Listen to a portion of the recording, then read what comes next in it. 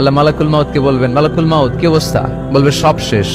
কে বাকি? মালাকুল মাউত বলবে জিনেরা বাকি, যাদেরকে দেখা যায় না। আল্লাহ বলবেন জিনদের করে ফেলো, রুহু কবজ করো। মালাকুল মাউত আজরাইল জিনদের রুহু কবজ করবে, জিজ্ঞেস করবে ইয়া মালাকাল মাউত আখবিরনি মা ইয়াবকা, এবার বলো আর কে বাকি? মালাকুল মাউত বলবে আল্লাহ মানুষগুলো সব শেষ, জিনগুলাও শেষ, এবার বাকি ইবলিস শয়তান। কে বাকি?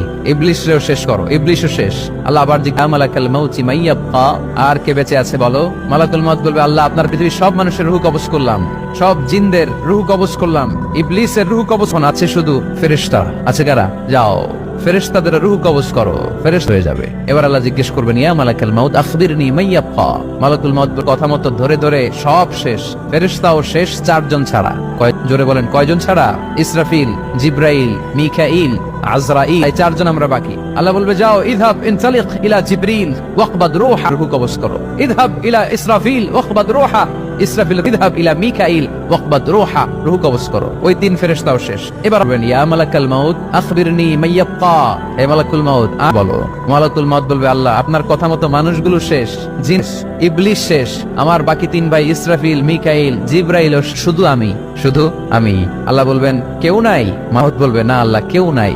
এবার আল্লাহ তাআলা বলবেন মালাকুল মাউত তুমি তো সবাই রে, তুমি মরো। এবার তুমি মরো শোনার সাথে সাথে মাপুনি ছুটে যাবে, খিচুনি এসে যাবে ভয়ে। আল্লাহ বলবেন কাপুনি দিয়ে তো লাভ না, কুল্লু নাফসিন যায়িকাতুল।